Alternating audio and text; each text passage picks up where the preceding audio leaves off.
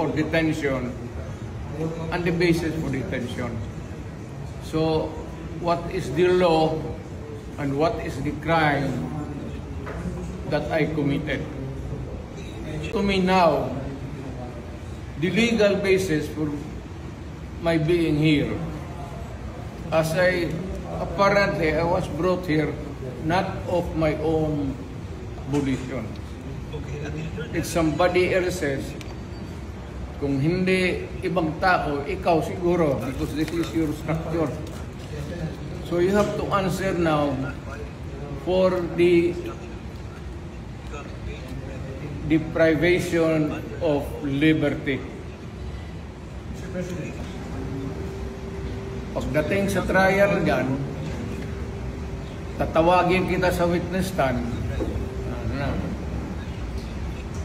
Sabihin ko, you're the person who arrested me.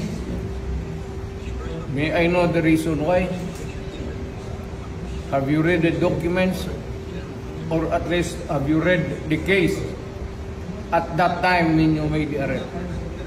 So that you would be guided to what you should know.